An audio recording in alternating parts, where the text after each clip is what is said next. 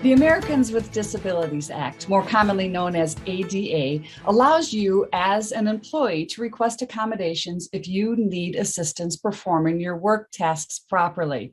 We're assuming that's why you're watching this video, because you want to find out how to go about requesting an accommodation and then what happens throughout that process.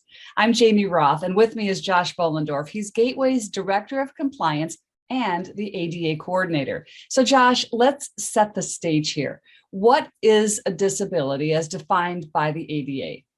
Thank you, Jamie. A disability under the ADA is one of three things: a physical or mental impairment that substantially limits one or more life functions, a person who has a history of having such an impairment, and a person who has been perceived by others of having such an impairment. Only that first one, having an actual physical or mental impairment, qualifies an individual for a workplace accommodation. So how does the ADA definition of disability differ from the definition of a disability under the Wisconsin Fair Employment Act? And then why does that matter? Sure. The difference between the two is technical, and we're not going to get into all those details, but basically the Wisconsin Fair Employment Act is a bit more broad than the Americans with Disabilities Act, meaning it covers other circumstances and requires our accommodations in certain circumstances to be broader than those required under the ADA. For instance, the ADA does not require us to eliminate an essential function of an employee's job as part of an accommodation, though we can do so with marginal tasks. In certain circumstances, that may be a requirement under the Wisconsin Fair Employment Act. But with all cases, how we accommodate an individual is on a case-by-case basis. And then what are life functions, and how does that play into this? A life function is a function of an individual's body, and that includes things like bending, sitting, standing, internal functions of the body, cancer, remission from cancer. It's a very broad definition when we look at what is a life function. Okay, so now what should an employee do if they think, okay, I might need an accommodation? Yeah, that's very simple here at Gateway. We've streamlined the process. So my office, the Office for Equal Opportunity and Civil Rights, manages all workplace accommodations on behalf of employees. That includes full-time, part-time, adjunct, casual, and even applicants for employment here at the college. And what they need to do is contact my office. They can call my number. They can also email me, but the more efficient way to do so is to submit a request using our electronic form on our compliance website. All right, so tell us more about that form, including where do you find it? Yeah, you can go to gtc.edu/compliance, and you can access the form under workplace accommodations. The form is pretty simple to fill out. We ask for your information on who you are, what your condition is, and more importantly, how we're going to really connect what the symptoms of that condition are and the jobs that you have to perform. So ultimately, a disability that is impacting your ability to perform your job is, we want to see how that works out in your day-to-day work life. And then that initiates the process for us engaging in that interactive process of workplace accommodations. So what happens if I really don't know what kind of accommodations I'm looking for or I need? That's a common situation. We don't expect employees to be experts on the various accommodations that are available. We use a couple of different services, including askjan.org, which you can visit if you're curious to see what accommodations may be suitable for your particular disability. But we do that through the interactive process. We have a conversation with the employee that goes beyond the things we've asked in the form, and then we discuss what might work for them based on their particular situation. So for example, an employee who has a back issue that's causing them pain, that's been diagnosed by a doctor, we would then look at a couple of different things. A sitting, standing desk attachment may be appropriate. They may need additional breaks throughout their day to be able to take walks or to do certain physical therapy type exercises. All of those are different types of accommodations we can provide in that circumstance. Good. I know one of the questions on the form was a little bit confusing to me, and it might be to others, so I want you to help me understand this. It reads, what, if any, employment benefits are you having difficulty accessing? So give us some examples to help us understand that question. Yeah, that's everything outside of your normal daily job. So you're hired to do the job, but there's a lot of benefits that come along with that. And that can include things like attending training, workplace events, All of those other things that we enjoy here at the college as part of our job that aren't in our job description are the benefits of employment. So those are the types of things that you can get an accommodation for as well. So I'll give you an example. Let's say you have a difficulty sitting and standing in the workplace, but then you need to attend an event that's going on for a long period of time. An accommodation may be something like seating you in a location where you can easily get up and go to the back of the room, rather than having to sit for the entire 8-hour training that you're in, that we're offering maybe at the Madrigano Center. So you may be able to do that on your own, but we can also reserve that seat so that others don't take it and you have that opportunity.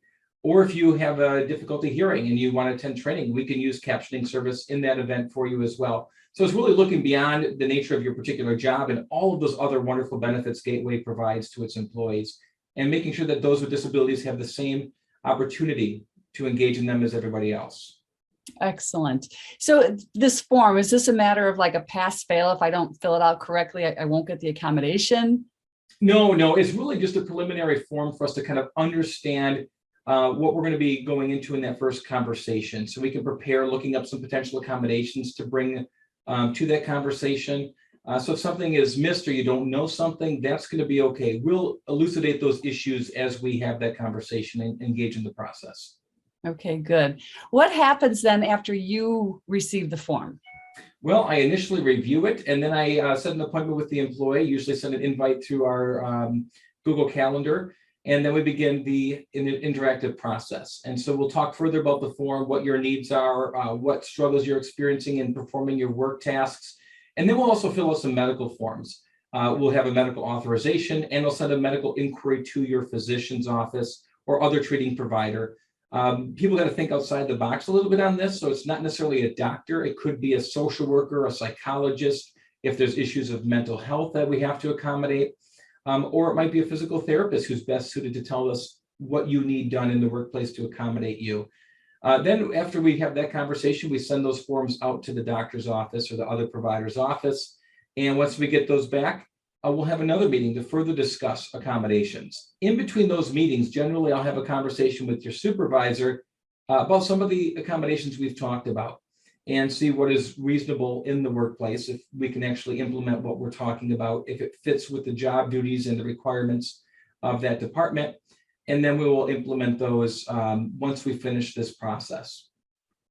Okay, this sounds like all very structured, but why can't you just take my word for it? Why all the forms and all this? Why can't I just say, I'm having this issue, I need an accommodation? Yeah, absolutely. And in some cases we can, when it's an obvious condition. So if somebody's in a wheelchair, we're not going to be asking for additional medical documentation to accommodate them in their workplace because of that. So obvious physical impairments are things that we don't need medical documentation for.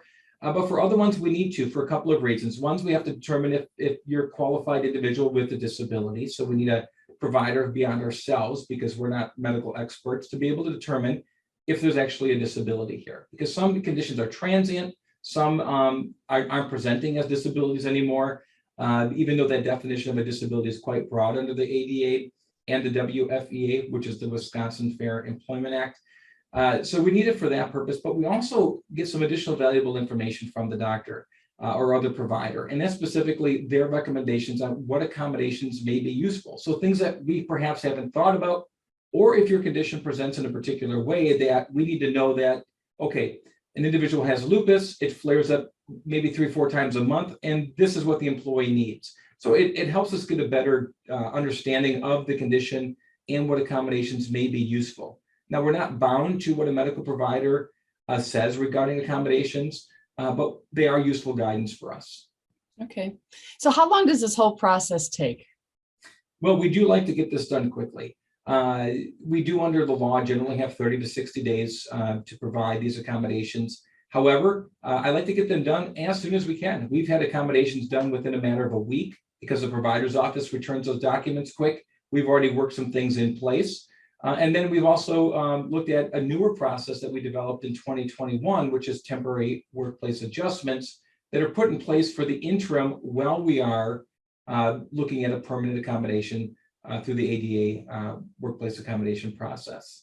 Okay. So it sounds like then you can, some things can be happening along the way until the final changes are in place. Yeah, absolutely. We don't want somebody who's struggling to do their job because of a disability continue to struggle when we can do some things temporarily to alleviate that and allow them to do their job in the interim while we're putting this whole process in place and determining the long-term accommodations.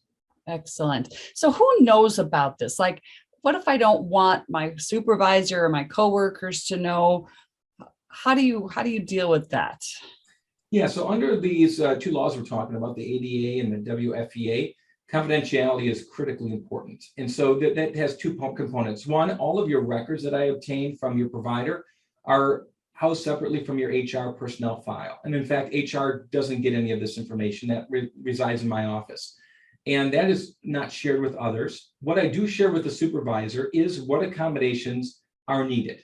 So let's say I'm working with an employee and we say we're going to put in place a desk arm. I will just let the supervisor know that the employee is getting a desk arm and that will be installed next week. They need that information so that they can prepare for that to happen, that somebody's just not showing up and doing this to their office. They know to expect that. In that case as well, I would need to let facilities know that we're installing this. They don't need to know the underlying reason. And in fact, unless you tell your supervisor, which you don't have to do unless you choose to, they won't know specifically what disability you're getting an accommodation for. Okay. And what about over time if my needs change? How can you accommodate me in different ways as my needs change?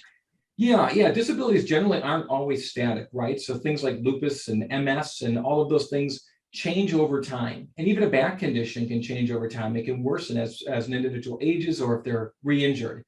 And so while we can put an accommodation in place and it generally lasts for the duration of their employment, things do change. And what they need to do is reach back out to my office and we'll reassess that. So we may need to put additional accommodations in place. We may need to be removed some because they're no longer effective. So that's kind of a fluid process, but that's employee driven. An employee would need to tell us that something has changed.